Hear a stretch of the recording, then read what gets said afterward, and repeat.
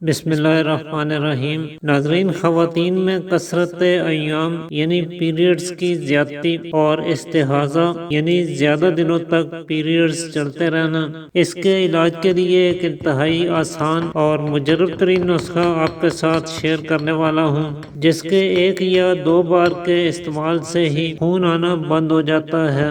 ایسی خواتین جن کے بدن میں خون زیادہ ہو، انہیں پیریڈز زیادہ آ سکتے ہیں۔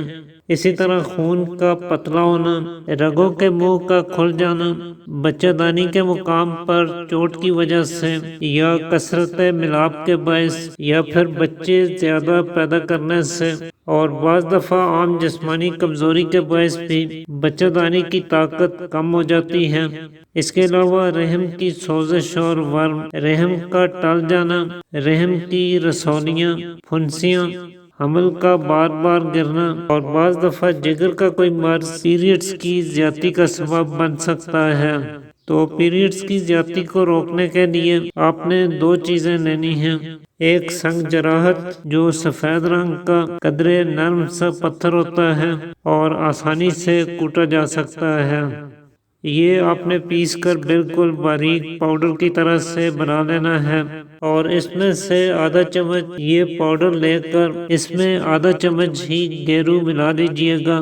اسے گیری بھی کہتے ہیں، اور یہ سرخ رنگ کی قدرے زردی مائل چکنی سی مٹی ہوتی ہے، جو کثرت حیض کے علاوہ بدن میں نکلتے ہوئے کسی بھی طرح کے خون کو روکنے کی بھرپور صلاحیت رکھتی ہے، اور اسی مقصد کے لیے اسے دیسی نسخہ جات میں بکثرت استعمال کیا جاتا ہے۔ تو ان دونوں چیزوں کو اچھے سے مکس کر کے رکھ لیں۔ اس میں سے 2 گرام صبح و شام شربت انجبار کے ہمراہ استعمال کریں۔ انشاءاللہ ایک ہی دن میں خون رک جائے گا۔ البتہ اگر مریضہ کو شدید کمزوری اور چکر آتے ہیں، مریضہ بے ہوش ہو جاتی ہیں، پیڑوں اور کمر کے مقام پر شدید درد ہوتا ہے، یا ہاتھوں پیروں اور چہرے پر سوجن آ چکی ہے، تو ایسے میں ایک بار اپنے فیملی ڈاکٹر سے ضرور مشورہ کیجیے، تاکہ اس کے اصل سبب کو تلاش کر کے اس کا باقاعدہ علاج کیا جا سکے۔